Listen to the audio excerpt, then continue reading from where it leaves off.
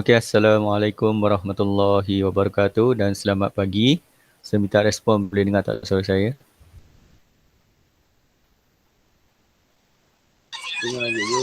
Dengar ke? Okey, boleh dengar Alright.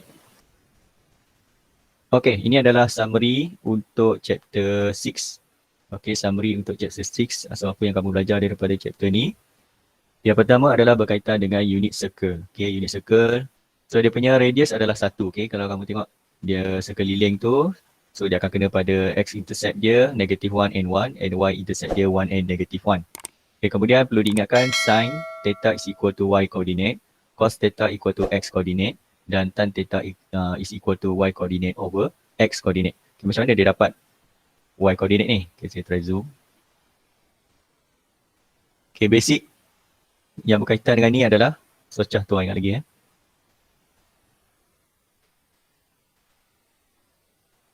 Alright. So apa kaitan dia socah tua? So kita tengok segitiga yang ada dalam bulatan ni. Okay, so kat sini dia akan jadi O.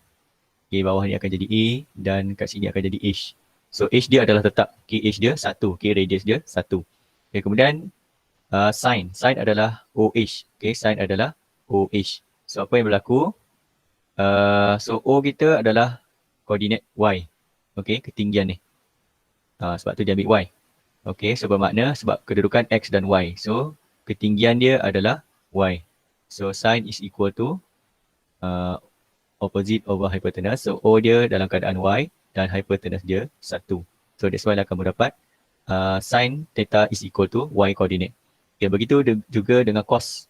Okay, cos is equal to adjacent over hypotenuse.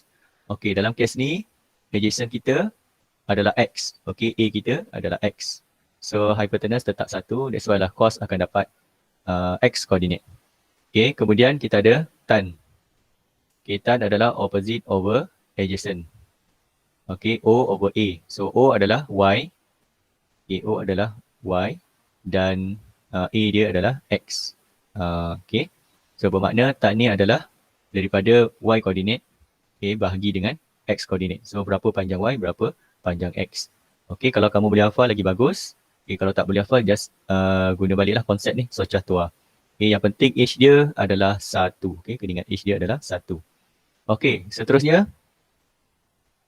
Kamu belajar tentang kuadran.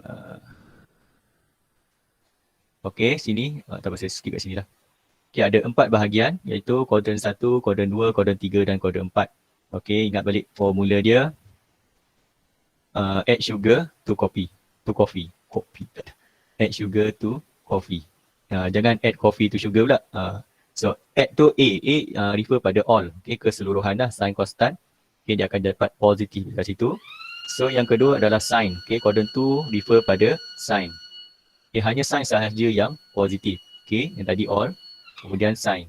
Kalau quadrant 3 untuk tan sahaja and then quadrant 4 untuk cos sahaja. So kalau selain daripada tu, kamu akan dapat negatif. Dan mesti letak tanda negatif.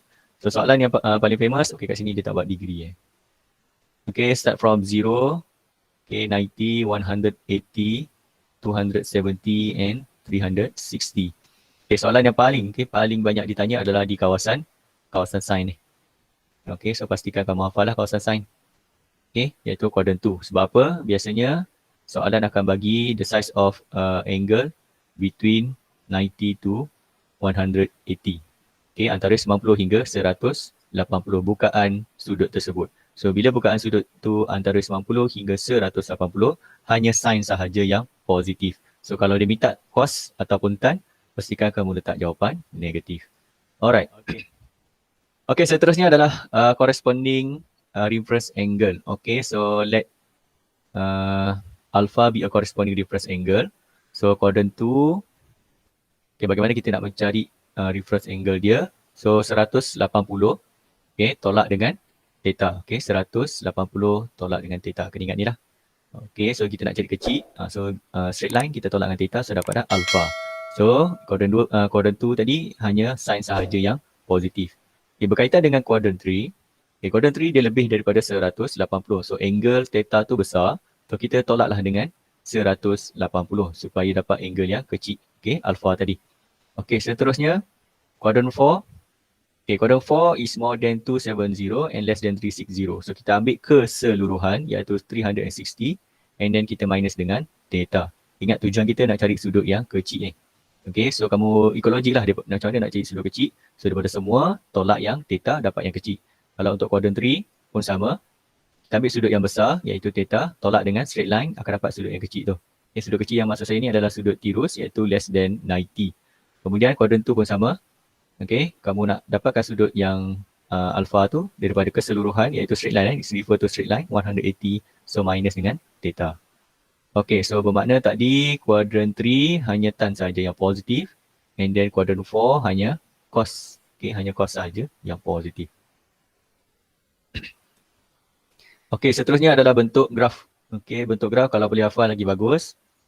Okay, so yang pertama adalah bentuk sin. Okay, y equal to sin x. So starting from 0. Okay, kemudian ketinggian dia masing-masing adalah 1. Okay, ketinggian 1 ni refer to, kat sini tak ada. Okay, maximum dan minimum value. Okay, 1 and negative 1. Okay, kemudian dia punya x-intercept okay, bermula from 0, 180 and 370. Okay, y-intercept dia dekat 0 sahaja.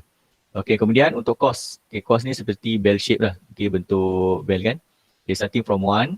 Okay, kemudian 1 tu akan jadi dia punya maksimum. Kemudian dia turun. Okay, sampailah negative 1. Okay, kemudian x-intercept dia ada 2, 90 and 270. Kemudian y-intercept dia 1. Okay, yang ketiga adalah tan. Okay, tan ni dia special lah. Okay, tan ni special. Maknanya graf tu dia menghampiri infinity dengan negative infinity. Okay, positive infinity tu maksudnya ke atas. Negative infinity tu maksudnya ke bawah.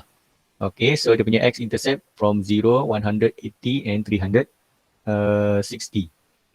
Okay, so kamu ingatlah dia punya lagi satu berkaitan dengan kitaran kat sini tadi. Oh, dia punya kitaran tu tak ada. Okay, anda kata terlupa yang mana satu bentuk graf tersebut, kamu tekan sahaja calculator. Okay, tekan sahaja calculator for example sin. Okay, sin 0. Okay, kamu akan dapat kosong. Okay, maknanya dia starting from 0 lah. Okay, ataupun kamu tekan sin 90. Okay, sin 90 kamu akan dapat 1. Okay, kalau graf yang kedua ni, okay, graf yang bell shape ni katakan kamu tak tahu, tekan je. Okay, tekan sin 90. Sin 90 sepatutnya dapat 1. Tetapi graf yang ni sin 90 dia kosong. So maknanya dia bukan sin. Okay, mungkin cos. Okay, try cos pula. Okay, dapat. So bila tekan cos 90, so kamu akan dapat kosong. Okay, boleh cuba jaya. Okay, setiap nilai daripada graf tersebut. Dia umpama masuk nilai x, dapatlah nilai y. Okay, macam tadilah. Sin x dia 90, so y dia 1. Okay, bila tekan sin 90 akan dapat 1. Okay, tu secara keseluruhan berkaitan dengan chapter 6. Okay, chapter 6 ni akan lebih kepada bentuk segitiga lah.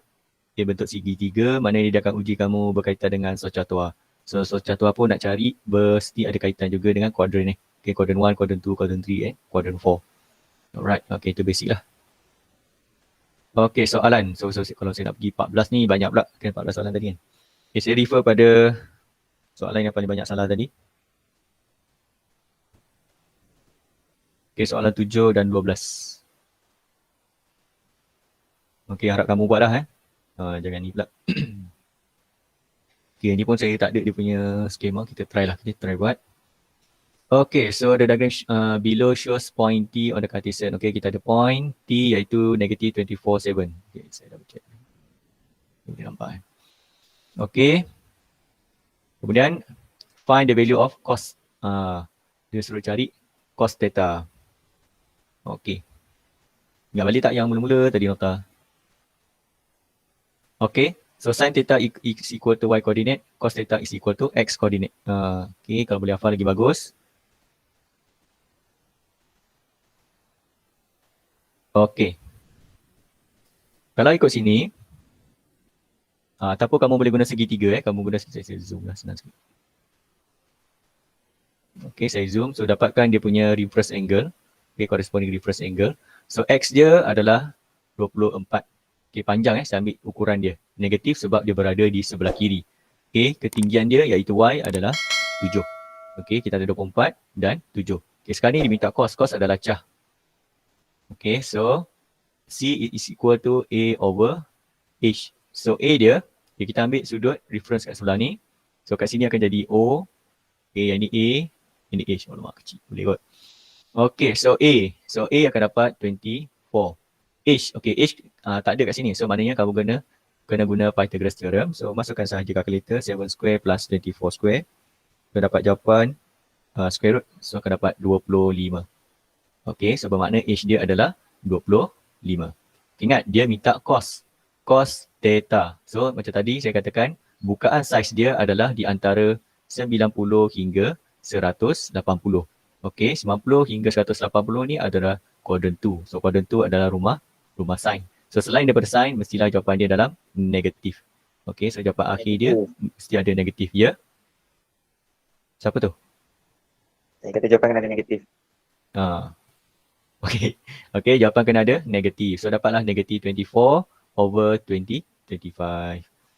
Okey, yang ni dia suruh cari cos theta. Okey. Bukannya nilai theta. Okey, pastikan beza Ni adalah cos theta iaitu negatif 24/25. Okey, bukannya mencari sudut. Okey, kalau nak cari sudut kamu kena tekan shift cos lah. Okey, so jawapan dia kat situ adalah D. So soalan berapa tadi 7 7. Okey, saya tengok jawapan kamu tadi. Okey, ramai yang jawab B. Okey, ramai yang jawab B iaitu 4 orang. Dan AC 1 saja. Kenapa kamu jawab B? B negatif 24/7. Okey, negatif tu dah betul. 24/7. 24/7 is AO. AO apa? Tak ada AO. Okey, kita ada cah saja EH. E24 and 25. Kalau 7/24 tu mungkin kamu terambil tan lah. Okey, so ada yang mana 4 orang tu? Tolong alert lah. Okey. Dan ini adalah soalan lebih kurang soalan SPM. Okay, 2018. Alright. Okay, itu untuk question 7 and then we go to question 12. Alright. Okay, question 12 C. So ramai yang jawab. Ramai maksud saya ramai yang salah lah. Sama juga. So question 12 B. Okay, 4 orang jawab B. 4 orang. B negatif 0.7431. Okay, maknanya kamu keliru antara positif dan negatif. Okay, positif dan negatif. Okay, ini adalah graf apa? Okay, ini adalah graf sin. Okay, y equal to sin x. Okay, so dia kata find the value of P. So soalan hot evaluating. Okay, macam mana kamu interpret data tersebut lah. Okay, okay. So graf sin tapi diminta cos. Macam mana tu? Graf sin tapi diminta cos. Sebab maknanya P tu adalah satu sudut. Okay. Ingat X tadi adalah degree, dalam degree. Okay, so sekarang ni, siapa tu? Ada Michael. Saya off semua dulu lah. Okay. Ada orang komen ke? Ada tutup mic, tak apa. So saya guna email baru ni, dia ada mute all. Okay. Okay, macam mana nak cari ni? So, ingat P tu adalah sudut. Dia kata graf ni adalah graf sin X. Okay, graf sin X bermakna okay, sin X atau sebentar. X ni akan jadi P lah. Okay. So, is equal to negatif 0.6691. Okay, alamak halus pula. Okay, so cuba cari P. So, P akan dapat sin negatif 1. Okay. Kalau masuk negatif boleh tak?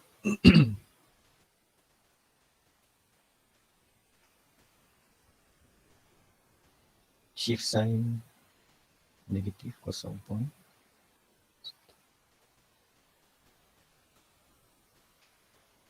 Okay. Sebelum itu, saya sebentar ambil yang positif. 41, 99, 42, 42 shift sign 0.691.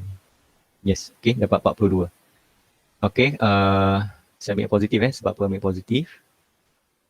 Kita nak dapatkan nilai reference, okay, reference angle dia dulu, iaitu 42. 41.99, so saya ambil 42 lah. Okay, 42 degree. Okay, ingat 42. Sign tu dalam keadaan negatif. Okay, so kita ada add sugar to coffee. Okay, sign dalam keadaan negatif iaitu pada quadrant 3 dan quadrant 4. Okay, sign dalam keadaan negatif pada quadrant 3 dan quadrant 4. So bagaimana nak jadikan dia sebagai quadrant 3? Okay. Quadrant 3 bermakna dia lebih pada 180. So kamu tambahlah dengan 42. So akan dapat 222. Okay, itu dapat quadrant 4. Okay, quadrant 4 360. Okay, tolak dengan 42. So akan dapat 318. Okay, so dekat mana sudut dia ni? Okay, dekat mana sudut dia sebenar ni? Okay, kamu ingat balik dia punya pecahan. Okay, dia punya pecahan kat sini adalah 360. Okay, double check sin 360. Okay, kamu dapat 0. Kemudian bahagi separuh akan dapat 180. Okay, so maknanya kat sini akan jadi 270. Okay, 270 maknanya sudut kamu, okay, P tu berada di antara 270 hingga 360 kat sini. Okay, iaitu 270 hingga 360. So maknanya dua-dua ni tak boleh ambil lah. Okay, dua-dua dia tak boleh ambil. So kita akan ambil 318. Dia akan ambil 318. So cos 318 akan dapat 0.7431. Okay, betul. So jawapan dia adalah C. Okay, jawapan dia adalah C.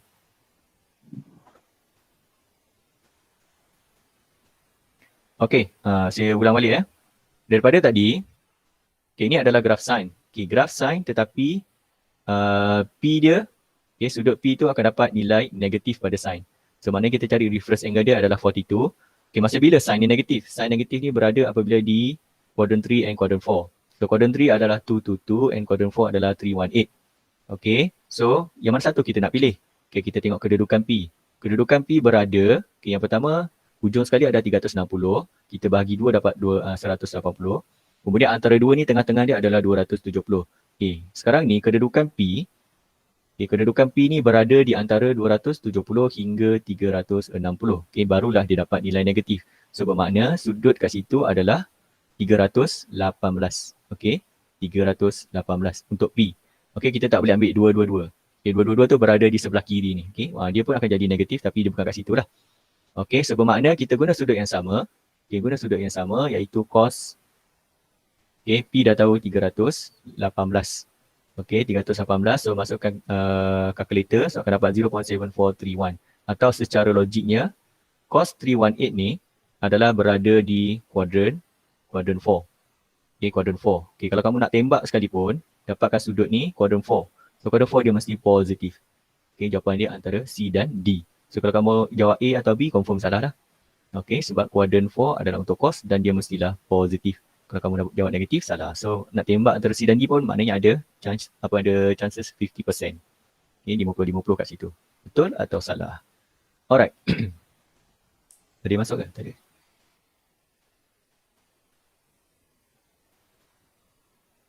Alright. Kemudian soalan apa tadi? 2, 3, 14. Ni kan. 2, 3, 14. 2, 2. Okey.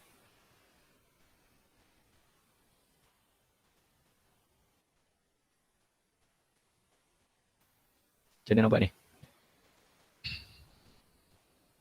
Okey, kita ambil dalam dekat bentuk segi 3 ni. So kita tahu dia punya X. Okay, X kamu adalah 0.62.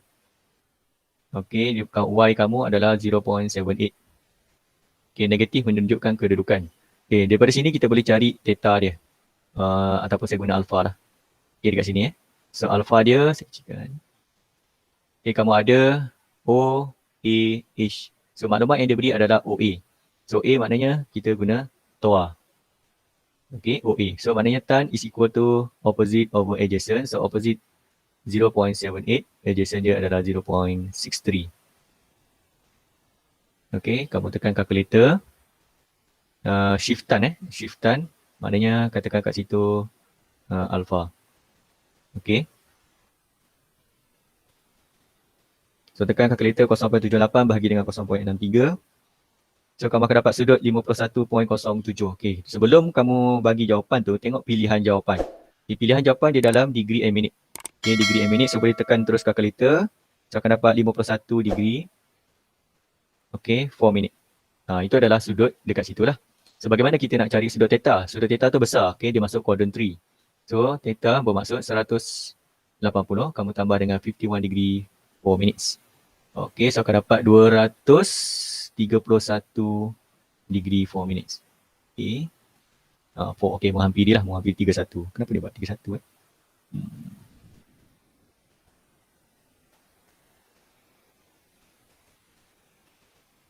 Shiftan. Sekejap saya double check. 0.63. 514.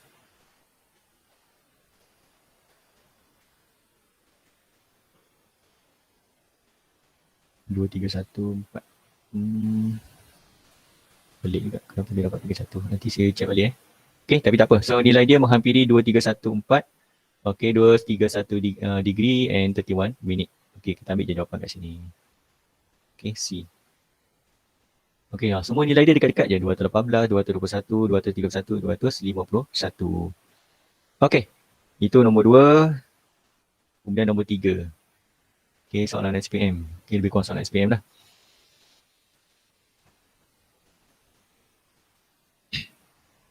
So find the value of angle of the minor sector. Wow, so minor sector POQ. Kena tahulah apa maksud minor sector. POQ. So kat sini ada dua sektor. Okay, yang besar dan juga ini yang kecil. Okay, so yang besar adalah major dan yang kecil adalah minor. So apa yang berlaku kat sini? Kamu kena cari dua sudut. Okay, sudut yang sini dengan sini. Ini dah tahu dah, confirm 90. Okay, confirm 90. So berapakah nilai sudut sini? Kita nak guna apa ni? Siapa tahu? Sebelum tu, okay, kamu kena faham. The diagram below shows a unit circle. Okay, apabila dia kata unit circle, okay, panjang atau radius dia yang macam mula-mula tadi saya terang. Okay, di mana R dia 1. Atau dengan kata lain H dia. Okay, H dia 1, hypotenuse dia 1. Okay, so macam mana nak cari sudut dekat sini? So kita ada X dan Y. Okay, boleh juga kamu nak guna X dan Y. Okay, so X dia adalah 0.866, Y dia adalah 0.5. So kita dah ada O, kita dah ada A pun boleh juga kalau kamu nak guna. Okay, so OA adalah TOA. Okay, TOA negatif 1 sebagaimana 0.866 over 0.5. Okay, antara kalkulator dapat apa?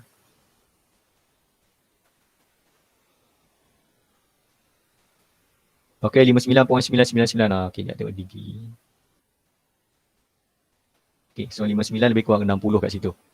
Okay, lebih kurang 60. Ni 60 degree. Okay, kemudian yang sini pula. Okay, macam ni nak cek sudut ni. Okay, ini ada dua. Oh, okay, so nombor dia sama eh. Boleh tak kita guna ni? Okay, di mana X dia adalah 0.707 and Y dia pun sama 0.707. Okay, saya abaikan negatif sebab kedudukan tu adalah kedudukan negatif. Okay, so adalah OA, sama juga shiftan. Mana shiftan 1 lah. Dia bagi sama kan. Kau akan dapat 45 degree here. Okay, kat sini kamu akan dapat 45. Okay, sebab tu dia akan jadi tengah-tengah. Okay, so bagaimana nak cari? Tambah je lah. Okay, so nak cari minor tu. So sudut POQ. Okay, bersamaan dengan. So 60 tambah 90 tambah 45. So kira saja kalkulator. Oh silap. 60 tambah 90 tambah 45. Akan dapat 195. 165. Ada orang komen kata ni. Syukri yang pergilah. Tandas. Sekejap kenapa jawapan dia B? Saya salah tekan. Betul dah. Siapa jawab selain, siapa dapat jawapan D? Saya dapat jawapan D. Cikgu. Yang 0.86 bagi 0.45 itu 30. 30 Oh, saya salah tekan kot. 0.8. 0.5 bahagi.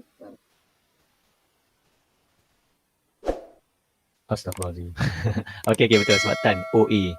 O dia adalah 0.5. Allah Akbar. Betul. Okay. Kita cuba balik. Okay, so O adalah untuk Y. Okay, ambil Y patutnya. Okay, saya terbalik. Okay, so akan dapat 0.866. Okay, baru tekan kalkulator. 0. Ini bahagi dengan Okey, 30. Okey, 30 point something. So akan dapat 30 kat sini. Okey, 30. Ni silap lah.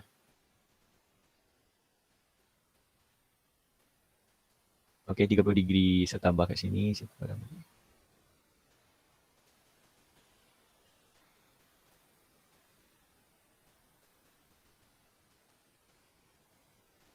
Right. So 70 dapat 165. Itu tak jumpa tadi. 165. Okey. Okey, 165. Tadi jawab dia tadi. Question 3. Oh, ada 2 orang. Mungkin yang 2 orang tu sama dengan saya tadi. Okey, mana silap kat situ lah. Okey, so jawapan dia adalah B, 165. Okey, tersilap ambil nilai tadi. Dia OA, O adalah nilai Y. Okey, X dia adalah, A dia adalah nilai X. Okey, terbalikkan kat situ. Atau tadi, lupa saya nak apply yang, tadi kan kita dah ada sin theta, cos sin. Sin theta dengan cos theta. Sin theta adalah Y coordinate. So, Y coordinate, mana tadi? Y coordinate. Y coordinate adalah 0.5. So, shift sin 0.5. Okey, shift sin,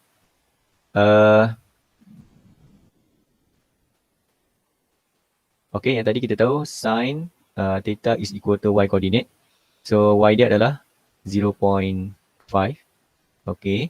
So, bermakna theta tu kamu tekan shift sin, so akan dapat 30 degree. Okey, dia lebih cepat lah. Ataupun kita ada cos. Okey, cos theta untuk X coordinate. So, di mana X dia adalah 0.866. So, theta kita akan dapat shift cos. Mana tadi? Cos 0.866. Okey, dapat juga 30, tapi 30 point something lah. Dia banyak kat situ. Okey, dua-dua pun boleh. Ataupun ketiga-tiga lah. Okey, maksud saya kat sini ketiga-tiga. Saya ambil jalan jauh, saya guna tan. Okey, sebenarnya kamu boleh ambil direct daripada cos. Okey, di mana sin theta is equal to Y, Y coordinate. And then cos theta is equal to X coordinate. Okey, boleh dapat direct kat situ lah. Alright. Okey, 2, 3, 14. Oh, jauh Power sekali. Ini soalan kedua. 14. Okey, soalan SPM juga. Okey, graf adalah Y equal to sin X. Okey, state the coordinate of P. Okey, nyatakan koordinat bagi P. So, apabila diminta koordinat, maknanya kamu perlu tahu nilai X dan juga nilai Y. So, X kat sini kita tak tahu, Y kita dah tahu. Okey, Y dia adalah negatif 1. Okey, Y adalah negatif 1. So, kita tengok koordinat, alamak, semua Y negatif 1. Alright, tak apa. Okey, kemudian, apabila dia kata sin, okey, graf sin, so starting from 0, okey, yang ni akan jadi 90. So, ni akan jadi 180. Okey, dia akan pusing balik. Kat sini sepatutnya dapat 360. So, di antara 180 dengan 360 sebenarnya adalah puncak dia. So, dia akan dapat 270. Okey, so kat situ adalah. Ataupun dengan kata lain, sin, saya buat sin theta is equal to negative 1. Okey, so kamu tekanlah shift theta sama dengan negative 1. Okey, so akan dapat 90. Okey, 90 kat sini adalah dia lebih. Okey, dia lebih daripada 180. So, tambah akan dapat 270. Okey, so jawapan dia D. Okey. Okey, setakat ni ada apa nak tanya untuk soalan lain ke? Bisa tengok kat sini, soalan lain tak ada. Semua macam okey je. Okey, kemudian seterusnya adalah untuk chapter 7. Okey, measure of dispersion of group data. Tak silap saya sebelum ni ada kamu belajar tentang ungroup data, iaitu form 4. Okey, dia sebenarnya lebih kurang tajuk lama, lebih dalam tajuk statistik lah. Okey, apa yang perlu kamu tahu? Okay, ada beberapa graf. Okey, yang pertama graf histogram and graf frequency polygon. Okey, graf histogram dengan frequency polygon. So, frequency polygon datang dia daripada histogram, iaitu pada titik tengah lah, titik tengah histogram tersebut. So, untuk melukis graf histogram, saya pastikan pertama kamu kena kosongkan di bahagian depan. Ada satu kotak dekat depan ni, kamu kena kosongkan. Okay, histogram biasanya paksi X akan ambil upper boundary. Okay, upper boundary kecuali yang starting, dia akan ambil lower boundary lah. Okay, untuk frekuensi polygon, dia boleh ambil upper boundary dengan lower boundary. Okay, maksud saya yang sebelum ni, iaitu lower boundary dan upper boundary. Atau kamu juga boleh ambil nilai midpoint. Okay, bergantung pada data yang diberi lah. Kalau data tu dia bagi boundary, kamu guna boundary. Kalau data tu bagi midpoint, kamu guna midpoint. Okay, tapi kalau kamu nak guna mana-mana pun tak ada masalah sebenarnya. Tapi pastikan betul lah Right? Dan jika kamu menggunakan midpoint, okay, kamu guna midpoint, pastikan midpoint tu kamu buat dekat sini. Saya highlight kat sini. Nah, maknanya dia umpama kamu ada graf, okay, kamu nak lukis frekuensi poligon, tetapi kamu nak guna midpoint. Okay, pastikan midpoint tu berada di tengah-tengah kotak. Okay, kamu anggaplah dia ada histogram kat situ, and dia kamu buat tengah-tengah. Okay, itu lebih tepat lah. Okay, berbanding kalau kamu buat dekat sini yang saya bulatkan ni. Okay, ada juga pelajar dia akan buat midpoint dekat sini sebab kamu dah biasa tulis dia punya senggak kat situ kan. So, apa yang berlaku kalau kamu buat midpoint kat situ, dia akan jadi kotak kamu tu, benda apa kotak kamu tu dia akan jadi di antara. Dia akan jadi macam ni. Okay. Histogram. Okay, untuk histogram kamu guna lower boundary dan juga upper boundary. Okay, lebih kepada upper boundary, lower boundary satu je sebelum ni. Dan jangan kamu buat rapat lah. Okay, sebabnya tujuan yang tak rapat tu sebenarnya dia akan ada satu lagi graf daripada frekuensi poligon tu, dia akan ada satu lagi koordinat. Maksudnya ada satu lagi koordinat. Okay, untuk frekuensi poligon, dalam data tadi sebab dia adalah berdasarkan histogram. So, bila data tu daripada histogram, saya highlight kat sini. Okay, kamu akan dapati graf kamu, frekuensi poligon tu akan tergantung. Okay, graf kamu akan tergantung. So, apa yang perlu kamu buat adalah, kamu kena tambah. Okay, kamu kena tambah dekat data tu sebelum dan selepas.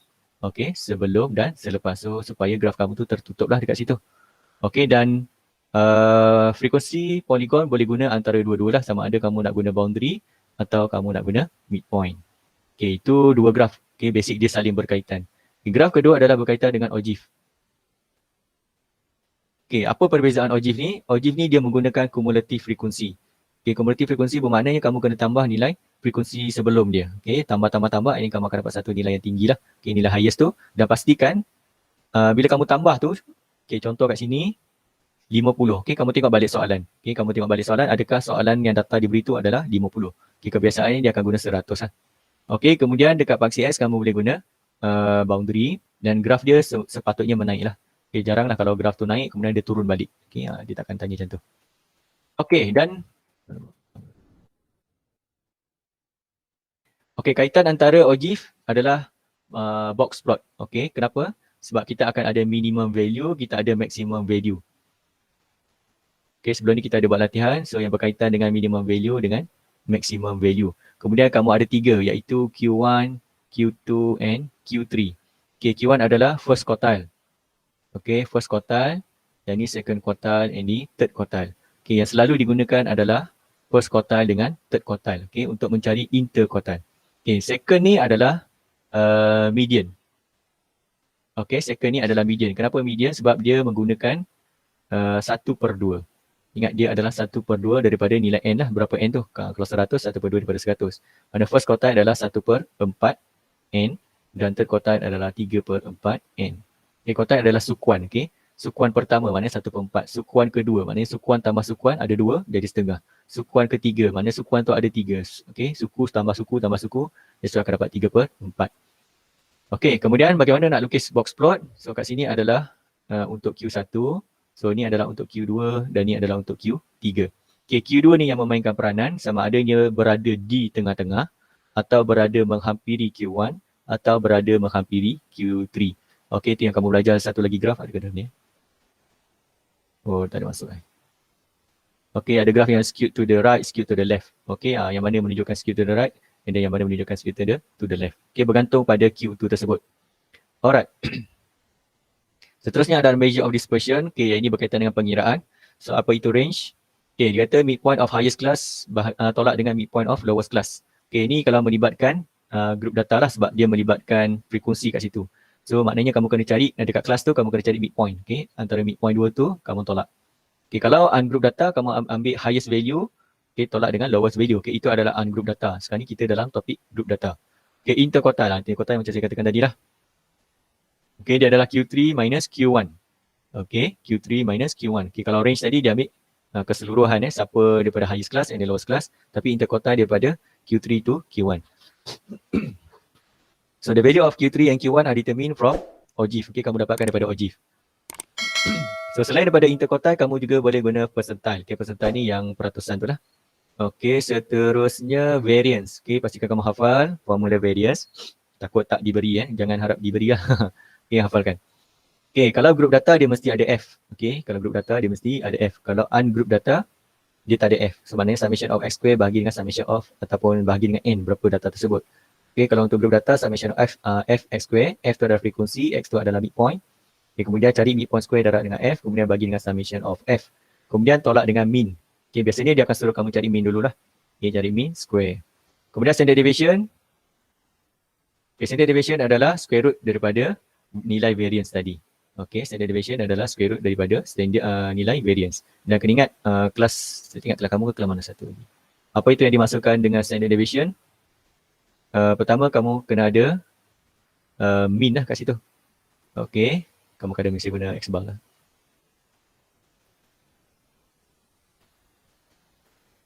Allah.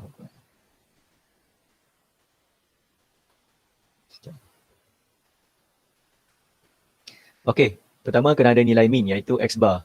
So apa yang dimasukkan dengan standard deviation adalah satu nilai yang berada sebelum dan juga selepas. Okay, sebelum dan juga selepas mean. Oh, jauh pula lagi. Zoom out. Okay, dekat sini adalah standard deviation dia. Ini sebab tanda kat sini. Okay, iaitu perbezaan kat sini. So, bermakna apabila kamu dapat satu nilai standard deviation, okay, kamu akan kira okay, kat sini iaitu mean. Okay, mean kamu tambah dengan standard deviation. So, nilai kat sini adalah mean tolak standard deviation. So, kamu akan dapat nilai dia lah sebelum dan selepas. So, katakan dia suruh buat perbandingan. Okay, dua data. Okay, dia ada nilai mean yang sama tetapi nilai standard deviation yang berbeza. Okay, katakan ni yang kedua. Okay, katakan kamu compare dua orang. So, ni adalah standard deviation yang kedua.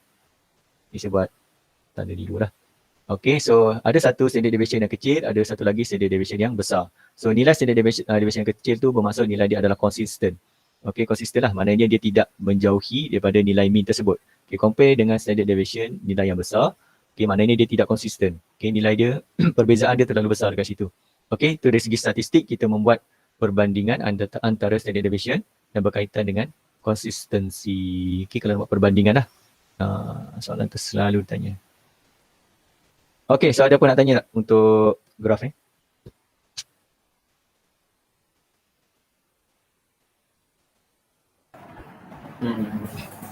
Nak tanya kan? Tak ada.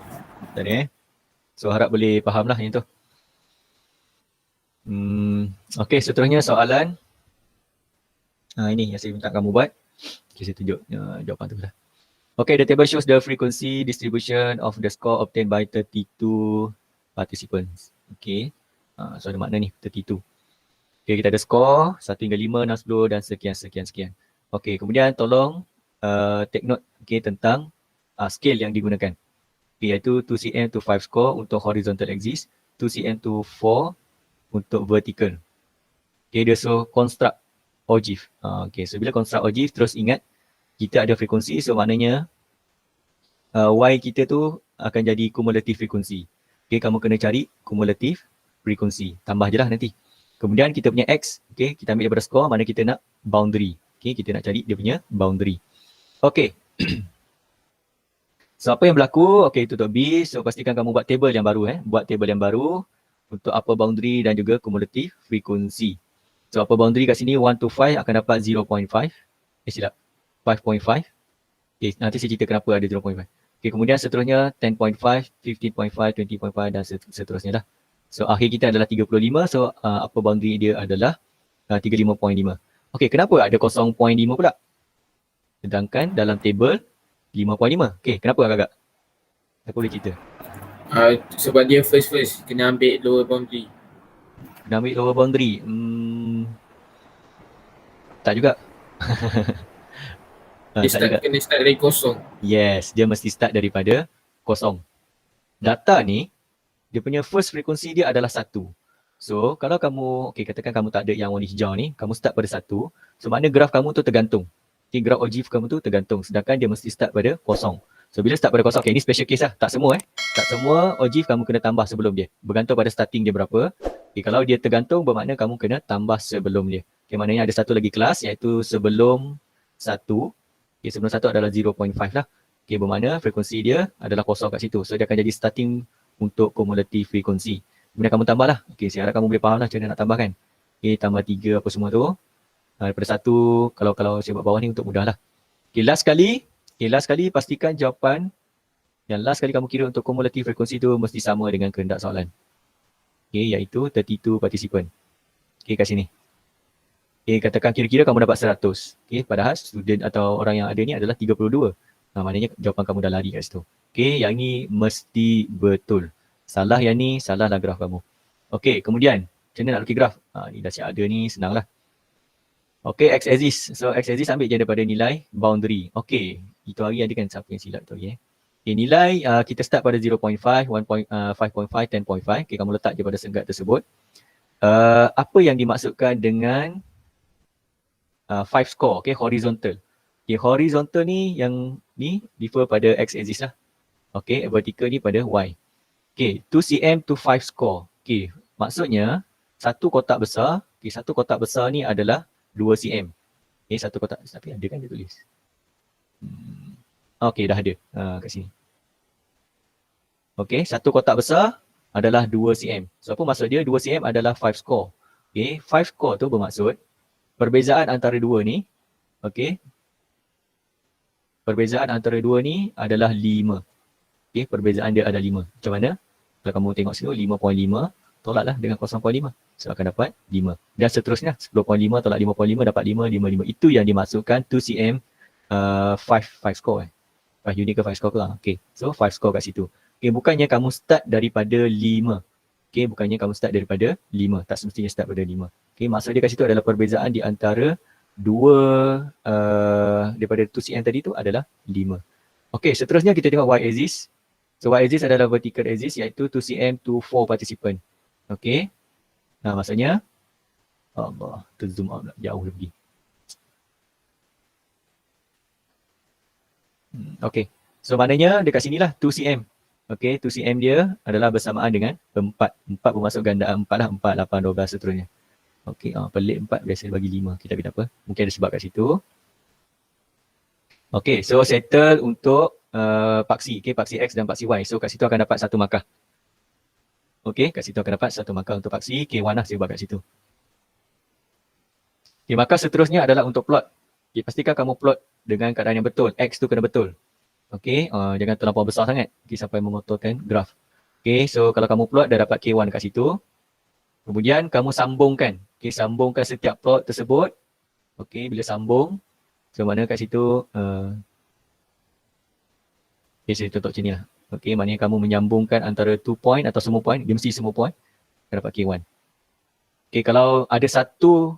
Okay, ada satu yang tak ni. Dia ada syarat dia lah. Berapa point ke atas dia akan diterima. Kat sini ada berapa point 1, 2, 3, 4, 5, 6, 7, 8. 8 mungkin mungkin 7 dan 8 point yang bersambung baru dapat full mark. Okay, kalau bawah pada tu tak dapat markah penuh lah. Dan markah seterusnya dah ada 3 iaitu markah untuk smooth. Okay, graf kamu tu cantik je. Okay, smooth dan juga kekemasan lah. Okay, kat situ ada satu lagi markah. So elakkan kamu padam tu terlampau banyak kali sampai mengotorkan kertas graf kamu. Ataupun elakkan kamu guna pensel tu dia akan jadi double. Okay, dia akan jadi double. Maksud saya double tu contohnya biasanya dia akan mendekati dengan line tu lah. Tu ada cincin ni kan. Okay, kita tak nak. Okay, untuk siapa yang boleh guna pembaris, okay, guna pembaris yang dah boleh lentur tu lagi bagus. Ataupun guna pembaris yang biasa tu kamu boleh lenturkan dia. Tapi kena hati-hati lah, jangan sampai patah pula. Alright, so ingat OG mesti start pada kosong. Okay, yang ni ada setengah buku dia start dekat origin, okay, bergantung pada nilai. Ada yang start daripada selepas pada tu. Okay, bergantung pada nilai yang diberilah data tersebut. Okay, dua-dua boleh diterima.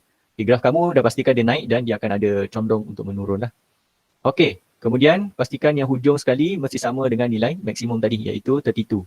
Okay, kemudian label. Okay, ingat tadi yang label cumulative frequency. Ramai yang salah dekat X. Okay, dia buat boundary. Dia bukan upper boundary. Okay, walaupun kat sini upper boundary. Kalau kamu label sebagai upper boundary, so dia bermaksud semua nilai X tu adalah upper boundary. Bukan. Okay, saya ulang balik. Paksi X bukan upper boundary. Okay, kalau kamu labelkan dia sebagai upper boundary, bermaksud semua, okay, semua nilai pada paksi X tu adalah upper boundary. Sedangkan semua nilai pasti X tu adalah score. Okay, dia adalah score. Mana datang upper boundary? Upper boundary yang kamu labelkan tu kat sini. Ini sahaja yang upper boundary. Okay, yang saya hijaukan tu, itu sahaja upper boundary. Bukannya semua. So, kalau nak label untuk X, pastikan kamu label ikut daripada data tersebut. So, upper boundary datang daripada mana? Upper boundary datang dia daripada score. So, nilai untuk X tu adalah score. Okay, ni ramai silap ni.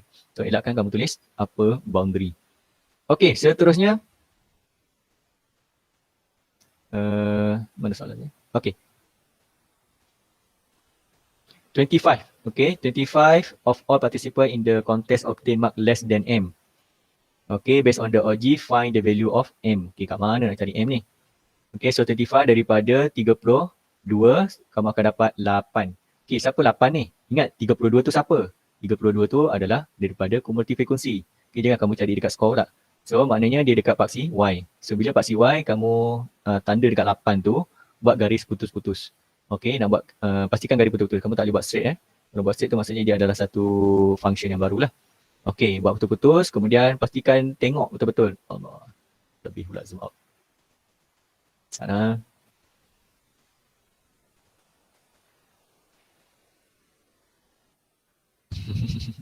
Jadi lagi, saya tak boleh nak zoom seni lah. Itu maksimum saya boleh pergi. Okay. Dekat sini yang main peranan. Okay, dekat sini main peranan sama ada dia betul-betul dekat garisan, okay, kotak tu atau separuh kotak. Kalau separuh kotak, guna separuh kotak. Okay, dia bergantung pada cara kamu lukis graf lah. Mungkin kamu terlebih sikit kat sini. Separuh kotak. So pastikan kalau nilai tu separuh kotak, so nak turun bawah pun separuh kotak juga. Okay, kalau betul-betul di atas garisan, turun ke bawah pun betul-betul di atas garisan. Okay, so macam mana nak cari nilai tu? Dia antara 10, 10.5 hingga 15.5. Okay, macam mana nak cari? Pertama macam tadilah saya katakan. Perbezaan kat sini adalah 5. Ya, okay, 5. Dan 5 tu juga adalah bersamaan dengan 10 kotak. Okay, so sekarang ni dia adalah kotak yang keberapa? So kat sini adalah 5, 6, 7. So dia adalah 7. Okay, so berapa nilai ni? So kebiasaannya, tak kisahlah daripada kiri ke kanan sama je. So bawah ni kamu kena bahagi atas kemudian darab dengan sebelah. So bermaksud 7/10 akan darab dengan 5. Okay, so kat sini dapat apa ni? 35 bagi 10 akan dapat 3.5. Okay, so bermaksud jarak dia kat sini adalah 3.5. Okay, jarak dia selepas daripada first kotak tu, daripada garisan tu adalah 3.5. So nilai 3.5 ni, okay, kamu mesti tambah dengan 10.5. Okay, sebab dia adalah selepas. Okay, so kedua-dua ni kamu kena tambah. Okay, so akan dapat apa tu? 10.5 tambah dengan 3.5. So 13 dapat 14. So kedudukan kat situ adalah 14. Okay, ni cara baca graf lah. So kita jumpa 14. Okay, so M dia adalah 14. So siapa M dia kan? Alah. Find the value of M. Okay, find the value of M. Okay, apa yang dimaksudkan dengan 25% tadi? 25% of all participant. Okay, bermaksud dia kalau 32 ni 100%. Okay, kalau 32 ni 100%. So bahagi 2, 16. Sini adalah 50%. Okay. 16 bahagi 2. 8. Okay, kat sini. Ini adalah 25%. Atau tambah lagi 8, 24. 75%. Okay. So itu kalau dia guna percentile lah. Okay, so maknanya kamu ada 25%. Okay, nilai 25% tu adalah bersamaan dengan 8 orang. Okay, 8 tu so maknanya mencari 8 daripada skor iaitu 14. Okay, dia kata 25% of all participants in the contest obtain marks less than M. Maknanya seramai 8 orang yang dapat kurang, okay, kurang daripada skor 14.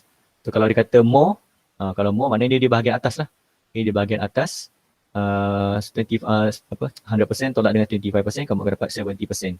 Okay, kalau dia nak cari yang more than M tadi. Okay, itu secara ringkas. Okay, setakat ni ada apa tanya? Boleh faham tak untuk measure of dispersion ni? Boleh. Boleh ya? Okay, so kuasai graf-graf ni macam mana nak bikin graf, terutamanya graf OGIF lah. Okey, graf OGIF ni selalu sangat ditanya. Okey, dan juga bagaimana nak cari, kalau kat sini, contoh kat sini dia guna persentan. Okey, dia tak tanya quartile lah, interquartile tadi. So benda yang sama je. So kamu cari Q1, Q2, Q3, kalau interquartile Q3 minus Q1. Okey, itu soalan yang selalu ditanya. Kemudian, okey, ni saya skip dulu. So yang tadi kamu dah buat latihan 1 hingga 14 tu, pastikan kamu mahir betul-betul lah. Kan, macam mana nak cari nilai-nilai tersebut. Kemudian, okey, cuma saya tak sentuh chapter 8 ni. Okey, itu hari yang saya dimaklumkan. Tak tahu lah sebab kamu kan first batch kan. Tak tahu lah kalau ikut dia kata chapter 8 tu dia tak masuk exam. Mungkin dia akan jadi sebagai PBL lah, problem based learning kan. Tapi tak tahu lah, mungkin takut last minute nanti dia berubah. Tapi yang basic untuk chapter yang seterusnya, kamu kena tahu dia punya flow-flow dia. Okay, apa flow seterusnya. Kemudian dia lebih kepada logical thinking lah. Okay, kamu diberi satu soalan, kamu try selesaikan dulu. Okay, try selesai, dia mesti ada pengiraan. Okay, kamu mesti buat pengiraan. Okay, dia lebih kepada proses untuk kamu mengira tu. Okay, maksudnya kat sini diberi satu situasi, bila kamu dah kira, apa yang perlu kamu pertimbangkan daripada jawapan yang kamu dapat tu. Mana kamu pertimbangkan sebelum, kemudian apa yang berlaku dan seterusnya lah. Basic dia mesti ada pengiraan. Dan lain tu dia lebih kepada pertimbangan lah.